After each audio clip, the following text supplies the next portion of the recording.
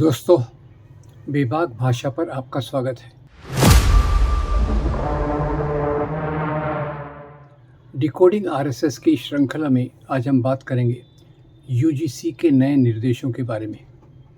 UGC ने एक circular जारी किया है जिसमें उन्होंने कहा है कि पूरे इंस्टीट्यूट्स में, शैक्षणिक संस्थाओं में बराबरी लाने के लिए और भेदभाव को दूर करने के लिए कदम उठाए जाना चाहिए।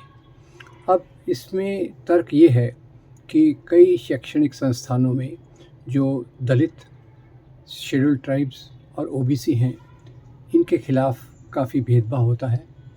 उनके ऊपर कमेंट्स किए जाते हैं, छीटाकशी होती है और जिसके कारण उनकी मानसिक हालत काफ़ी डिस्टर्ब हो जाती है। उन्हें हॉस्टल्स में, लेबॉर्ट्रीज़ में, क्लासरूम्स में और उस कैंपस की सामाजिक व्यवस्था में उचित स्थान नहीं मिलता और एक प्रकार से उनको बाहर रखने की बात की जाती है। इस सब प्रताड़ना से कई घटनाएं हुई हैं, जिसमें रोहित वेमुला की मृत्यु, इंस्टीट्यूशनल मर्डर, फिर पायल तड़वी, ये जो बम्बई के एक हॉस्पिटल में रेसिडेंट थी, और सोलंकी जो आईआईटी बॉम्बे के स्टूडेंट थे, इनकी आत्महत्याएं बिल्कुल सामने दिखती हैं। ऐसे और कई केसेस होते हैं जिसमें मानसिक प्रताड़ना से ये शैक्षणिक संस्थानों में काम करने वाले, पढ़ने वाले, इनका काफ़ी नुकसान होता है और कई बार ये आत्महत्या कर देते हैं। तो यूजीसी के निर्देश ये थे कि ये जो कॉलेज हैं, यूनिवर्सिटी हैं, इन्होंने एक प्रकोष्ठ बनाना चाहिए जो इन चीज़ों की देखे कि जहाँ तक हो सके 24/7 हेल्पलाइन होना चाहिए। किसी विद्यार्थी या स्टाफ को कोई तकलीफ़ है, कोई उसके खिलाफ़ वातावरण तैयार कर रहा है, डिस्क्रिमिनेट कर रहा है, उपेक्षा कर रहा है और बाकी प्रकार से मानसिक प्रताड़ना दे रहा है, उसके खिलाफ़ एक हेल्पलाइन होना चाहिए।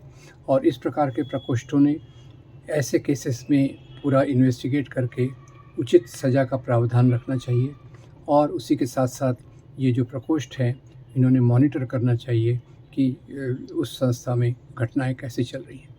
अब ये जब सर्कुलर आया तो तुरंत सवर्ण ग्रुप्स के बहुत सारे लोगों ने बहुत सारे प्रोटेस्ट किए और ये तक कहा कई जगहों पे कि सवर्ण होना एक अपराध है और इसमें कई नामी गिरामी हस्तियों ने भी अपनी बात रखी।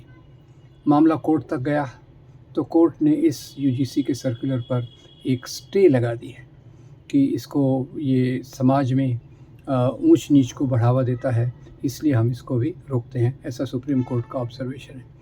अब ये हो क्या रहा है? सरल तरीके से देखा जाए तो हमारे इंस्टीट्यूशंस में, हमारी संस्थाओं में जो दलित, ओबीसी और एसटी पर जो जिस प्रकार से डिस्क्रिमिनेशन होता है, भेदभाव होता है, वो सर्वविदित है। उन्हें अलग अलग नामों से पुकारा जाता है जो अपमानजनक हैं। उन्हें जो कैंपस की लाइफ होती है, कैंपस की लाइफ से एक प्रकार से वो बाहर रहने पर ही मजबूर हो रहे हैं। हॉस्टल हो, सामाजिक कैंपस की ज़िंदगी हो, उसमें वो अपने आप को अपमानित महसूस करते हैं और इससे उनको अलग रखने की पूरी कोशिश हो जाती है। तो अब ये जो यूजीसी की बात आई थी, ये इसको सही करने के लिए थी, पर इसके खिलाफ़ बहुत बड़ा विरोध एकदम चालू हो गया। बहुत सारी सवर्ण संस्थाएं, इन संस्थाओं ने कहा कि इस कानून का दुरुपयोग हो सकता है, लोग गलत तरीके से शिकायत दर्ज कर सकते हैं, उसके लिए कोई मैकेनिज़्म नहीं है। अब जहाँ तक मिसयूज़ का सवाल है, दुरुपयोग का सवाल है, वो तो दुनिया में किसी भी कानून का हो सकता है। इसी के लिए तो बाकी ऊपर रहती है, न्याय व्यवस्था रहती है, अथॉरिटीज़ रहती हैं जो सही तरीके से इसको देख सकें। इसीलिए ये भी बात होती है कि जहाँ कोई गलत शिकायत करे तो गलत शिकायत भी पकड़ी जा सकती है, कोई बहुत बड़ी बात नहीं है। तो इसके आधार पे बहुत बड़े प्रदर्शन हुए और मामला सुप्रीम कोर्ट में गया। सुप्रीम कोर्ट ने, जैसे मैंने कहा, उस पर रोक लगा दी। आखिर इसके पीछे किसकी राजनीति है? तो मोटे तौर से देखा जाए तो आरएसएस और भारतीय जनता पार्टी, ये जिस प्रकार से सवर्णों के फ़ायदे के लिए समाज में काम करती हैं और जो उपेक्षित तबके हैं, एससी, एसटी, ओबीसी, इनके विरोध में ही ज़्यादातर इनका काम रहता है। ये शुरू से अगर हम देखें तो मंडल कमीशन के लागू करते समय भी यही बात हुई थी कि कई कई सवर्ण संस्थाओं ने इनका विरोध किया और उसके विरोध के कारण समाज में काफ़ी उथल-पुथल हुई। ये बात और है कि फिर भी मंडल कमीशन लागू कर दिया गया। अभी सत्ता अलग है, अभी बीजेपी की सत्ता है, आरएसएस का दबाव है और किस प्रकार से सुप्रीम कोर्ट जजमेंट देता है, उस पर टीका-टिप्पणी करना उचित नहीं रहेगा। पर समय के बदलाव के साथ-साथ जो नियम बिल्कुल तार्किक लगते हैं, उपयुक्त लगते हैं, उन नियमों के खिलाफ इस प्रकार से स्टे लाना थोड़ा चिंताजनक है। क्योंकि जैसे हमने देखा हमारे इंस्टीट्यूशंस में कई लड़के-लड़कियाँ इसीलिए आत्महत्या करती हैं क्योंकि वो उनकी उपेक्षित महसूस करती हैं और इस उपेक्षा के कारण उन पे मानसिक दबाव और बढ़ जाता है। तो यूजीसी का जो सुझाव है कि इसके लिए एक प्रकोष्ठ बने, जो इसकी मॉनिटरिंग करे और 24/7 हेल्पलाइन रहे और इसके उचित व्यवस्था की जाए, जिस पर अन्याय हो रहा है, उसको न्याय देने की पूरी-पूरी कोशिश की जाए।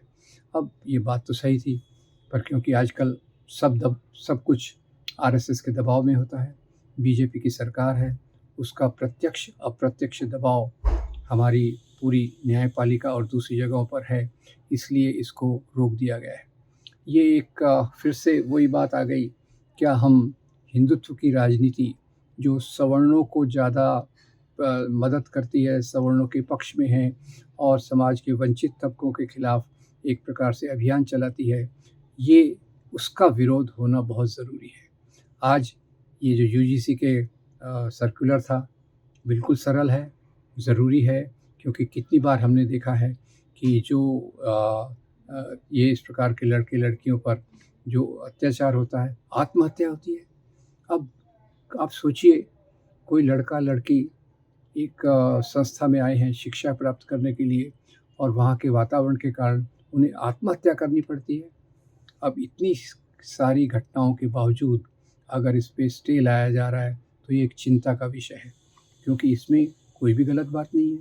अगर कोई गलत शिकायत करता है, तो उसको पकड़ा जाना बहुत आसान है। इंस्टीट्यूट कमेटियाँ बना सकता है, कई बार कोर्ट में भी जा सकते हैं, तो वो तो कोई बहुत मुश्किल बात नहीं है अगर हम ईमानदारी से इसको लागू करना चाहेंगे।